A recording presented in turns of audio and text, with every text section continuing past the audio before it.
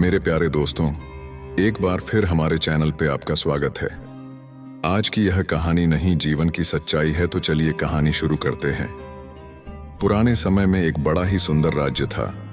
उस राज्य का राजा बड़ा ही उदार, धर्मात्मा और प्रजा से प्रेम करने वाला था। वह अपनी प्रजा के सुखों के लिए एक से बढ़कर एक सुंदर राज्य व्यवस्थाएं करवाता और उनकी सुरक्षा के लिए कड़े से कड़े कानून बनाता। उसने एक नया कानून प्रचलित किया कि अमुक अपराध करने वाले को, अपराधी को देश निकाला की सजा दी जाएगी। कानून तोड़ने वाले बहुत से दुष्ट आत्माओं को राज्य से निकाल बाहर किया गया और राज्य में चारों तरफ सुख, शांति और समृद्धि का माहौल था। लेकिन एक बार भूल बस वही अपराध राजा से हो गया। तब राजा बड़ा दुखी हुआ। राजा चाहता तो उस अपराध को छुपा सकता था, लेकिन राजा बहुत सच्चा था। अगले दिन बड़े दुखी मन के साथ वह राज दरबार में उपस्थित हुआ और सभी के सामने अपना अपराध को सुनाया। उसने कड़े शब्दों में यह आदेश भी दिया कि मैं अपराधी हूं और मुझे इस अपराध की सजा भी मिलनी चाहिए। दरबार में उपस्थित सभी सभासद इतने धर्मात्मा राजा को राज्य से निष्कासित नहीं करना चाहते थे, लेकिन राजा अपनी बात पर अड़ा रहा। उसने स्पष्ट शब्दों में कहा, जब राज्य के कानून को मैं ही नहीं मानूंगा तो प्रजा उनका किस प्रकार पालन करेगी। इसलिए मुझे देश निकाला होना ही चाहिए। अंत में राज दरबार में यह निर्णय हुआ कि राजा को राज्य से निष्कासित कर दिया जाएगा। लेकिन अब प्रश्न यह था कि अगला राजा किसे बनाया जाए। उस राज्य में प्रजा में से ही किसी योग्य व्यक्ति को ढूंढकर राजा बनाने की प्रथा थी। जब तक नया राजा न चुन लिया जाए तब तक उस पुराने राजा को ही कार्यभार संभालने के लिए विवश किया गया और यह बात उस राजा को मजबूरन माननी पड़ी। उस जमाने में आज की तरह वोट डालकर चुनाव नहीं होते थे। चुनाव का यह तरीका उन्हें पता नहीं था। ऐसी बात न थी, बल्कि उन्हें अच्छे से पता था कि यह तरीका उतना प्रभावशाली नहीं है, क्योंकि लालच और झूठ प्रचार के बल पर कोई नालायक भी चुना जा सकता है। इसीलिए व्यक्ति के सद्गुण ही उसके चुनाव की कसौटी थी। जो भी व्यक्ति सभी में अपनी योग्यता को सिद्ध करता, वही चुन लिया जाता। जितना उस राज्य का राजा धर्मात्मा था, उतना ही उस राज्य का प्रधानमंत्री भी बुद्धिमान था। उसने नए राज्य के चुनाव का दिन निश्चित किया और पूरे राज्य में यह घोषणा करवा दी कि जो भी इस निश्चित दिन को सुबह 10 बजे राजमहल में आकर महाराज से सबसे पहले मिलेगा, उसे राजा बना दिया जाएगा। राजमहल एक पथरीली पहाड़ी पर मुख्य शहर से लगभग 2 मील की दूरी पर स्थित था, लेकिन उसके सभी द्वार खोल दिए गए थे। भीतर जाने की कोई भी रोक टोक न थी। राजा के बैठने की जगह भी खुले में थी और वो घोषणा के दौरान सभी को चिल्ला चिल्ला कर बता दी गई थी कि राजा के चुनाव से 2 दिन पहले प्रधानमंत्री ने सारा शहर खाली करवाया और उसे अच्छी तरह से सजवाया।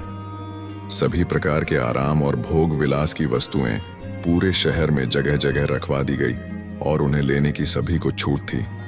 किसी से कोई कीमत नहीं वसूली जानी थी, सब कुछ मुफ्त में था।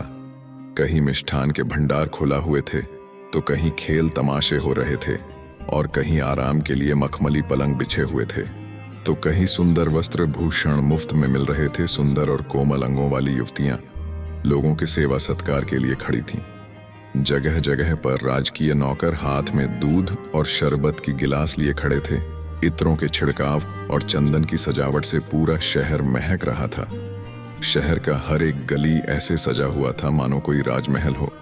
चुनाव के दिन सुबह से ही राजमहल के सारे द्वार खोल दिए गए और लोगों को उस सजाए हुए शहर में आने की अनुमति दे दी गई। शहर के बाहर खड़ी प्रजा जब शहर में घुसी तो उसकी सजावट देखकर हक्के बक्के रह गए।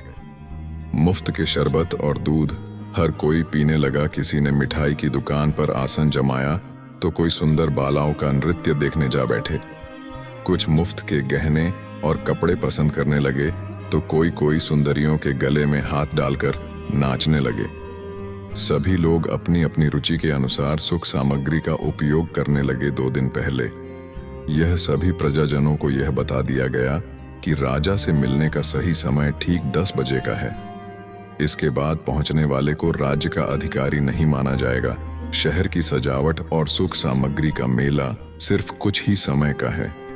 एक नियमित समय के पश्चात इसे हटा दिया जाएगा। शहर का ऐसा एक भी व्यक्ति न था जिसे ये सारी बातें न बता दी गई हों। और सभी ने कान खोलकर सुन भी लिया था, लेकिन शहर की सजावट और मुफ्त की सुख सामग्री न पर सभी का मन ललचा लिया था। किसी का भी उन्हें छोड़ने का मन नहीं कर रहा था। राज मिलने की बात को लोग तुच्छ दृष्टि से देखने लगे। कुछ सोच रहे थे कि दूसरों को चलने दो, मैं भागकर उनसे पहले पहुंच जाऊंगा, तब तक सामने की चीजों को ले लूं। अगर राज्य ना मिला तो यह भी हाथ से जाएगी। कुछ तो राज्य मिलने की बातों का मजाक उड़ाने लगे कि यह गप तो इसीलिए उड़ाई गई है ताकि हम यहाँ मिल रही सुख भोग की वस्तुओं का आनंद उठा सके। पूरी भीड़ में से कुछ लोगों ने हिम्मत की और शहर से निकलकर राजमहल की ओर चले। लेकिन थोड़ी दूर चलने पर ही महल के पत्थरीले रास्ते, पहाड़ी की ऊंचाई और शहर की सुंदरता ने उनका मन बदल दिया और वो उल्टे पांव शहर वापस चले आए। सारा नगर सुख भोग के संसाधनों में डूब चुका था। किसी को भी समय का ख्याल न रहा 10 बजने का। लेकिन हजारों प्रजाजनों में से कोई भी राजमहल ना पहुंच सका। बेचारा राजा राज दरबार में अकेला बैठा रहा। प्रधानमंत्री मन ही मन खुश हो रहा था कि उसकी चाल कैसी सफल रही। जब राजा से मिलने कोई ना आया तो मजबूरन उसी राजा को फिर से राज्य का कार्यभार संभालना पड़ा।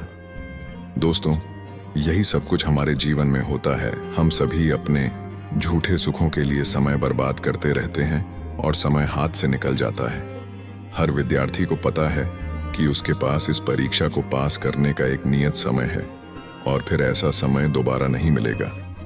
लेकिन वो फिर भी अपने समय को सिर्फ थोड़ी देर के मजे के लिए गप्पे मारने, YouTube शॉर्ट देखने, इंस्टाग्राम देखने या बेवजह घूमने फिरने में बिता देता है। उसे लगता है कि दूसरों को पढ़ने दो, मैं आखिरी के कुछ दिनों में ज्यादा मेहनत करके रात रात भर जाग के सबको पीछे छोड़ दूंगा। लेकिन ऐसा हो नहीं पाता और जब समय हाथ से निकल जाता है तो सिर्फ पश्चाताप ही हाथ लगता है। आखिर सब कुछ जानने के बाद भी हम बार बार वही गलती इसीलिए करते हैं क्योंकि हमारा खुद पर नियंत्रण नहीं है। और यह नियंत्रण इसीलिए नहीं है क्योंकि हमने कभी गंभीरता के साथ अपनी आदतों को नियंत्रित करने का प्रयास ही नहीं किया। हम बीच बीच में अपने मन को छोटे छोटे मजे चखने को छोड़ देते हैं, इसीलिए कभी भी दूर के पड़ाव को प्राप्त करने का प्रयास नहीं करता और हमें हमारा मन छोटे छोटे सुख सुविधाओं में उलझाए रखता है। हर काम के लिए समय सीमित है, लेकिन हम में से कितने लोग हैं जो इस घोषणा को याद रखकर झूठे सुखों में नहीं डूबेंगे और अपना हर दायित्व समय पर पूरा करेंगे। अवसर चला जाएगा, फिर हाथ मलते रह जाओगे। अभी अपने अनमोल समय को बर्बाद न करो और उज्जवल भविष्य की ओर आंख उठाकर देखो। मित्रों, यह वीडियो यहीं पर समाप्त होती है। वीडियो अच्छी लगी हो या न लगी हो तो कमेंट करके बताना। और हाँ, अगर चैनल सब्सक्राइब नहीं किया तो सब्सक्राइब जरूर कर लेना।